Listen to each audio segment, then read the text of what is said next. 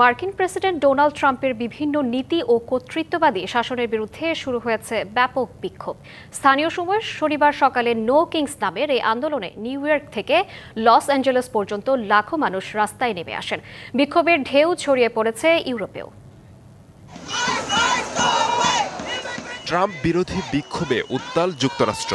New York, Washington DC, Chicago, Miami ও Los Angeles সহ দেশজুড়ে লাখো মানুষ মার্কিন প্রেসিডেন্ট ডোনাল্ড ট্রাম্পের বিরুদ্ধে বিক্ষোভে অংশ নেন। আন্দোলন দ্রুতই জনস্রোতে পরিণত হয়। আয়োজকরা জানান, ট্রাম্পের স্বৈরাচারী মনোভাব ও কর্তৃত্ববাদী শাসন রুখতেই এই বিক্ষোভ।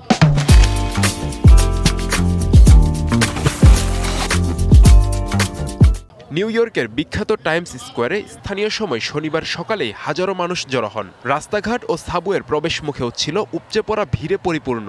অনেকেই হাতে প্ল্যাকার্ড ধরে রেখেছিলেন।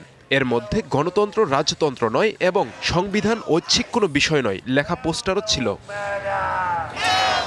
আন্দোলনকারীরা জানান, ট্রাম্প হোয়াইট হাউসে ফেরার পর থেকেই নির্বাহী ক্ষমতা চর্চায় ব্যস্ত হয়ে পড়েছেন। তিনি কংগ্রেস অনুমোদিত তহবিল আটকে দিয়েছেন, ফেডারেল প্রশাসনের বিভিন্ন অংশ ভেঙে দিয়েছেন, অন্য দেশের ওপর ব্যাপক শুল্ক আরোপ করেছেন এবং গভর্নরদের আপত্তি সত্ত্বেও বিভিন্ন অঙ্গরাজ্যে ন্যাশনাল গার্ড মোতায়েন করেছেন। ডোনাল্ড ট্রাম্প তার ক্ষমতার সীমা অতিক্রম করেছেন। আমরা প্রতিবাদ জানাই যেন তিনি ক্ষমতার অপব্যবহার করে শহরগুলোতে হস্তক্ষেপ না করেন। সরকারের উচিত সব নাগরিকের প্রতিনিধিত্ব করা, কেবল কিছু মানুষের নয়। শহরগুলোতে দমনপীড়ন চালানো আর ট্রাম্পের নিজেকে আইনের ঊর্ধ্বে ভাবা বন্ধ করতে হবে। ট্রাম্পের ঘনিষ্ঠরা অভিযোগ তুলেছেন, এসব প্রতিবাদ বিক্ষোভে বামপন্থীরা যুক্ত। এমনকি তারা এই বিক্ষোভকে হেইট আমেরিকার র্যালি বলেও আখ্যা দেন। তবে অংশগ্রহণকারীরা জানান, সারাদিনের সব কর্মসূচি ছিল শান্তিপূর্ণ। নিউ ইয়র্ক পুলিশ জানায়, শহরে 1 লাখেরও বেশি মানুষ শান্তিপূর্ণভাবে বিক্ষোভে অংশ নেয়, তবে কাউকে গ্রেপ্তার করা হয়নি।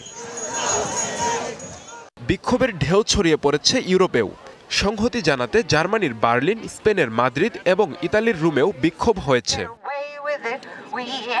আব্দুল্লাহ মারুফ, ডিবিসি নিউজ ডেস্ক।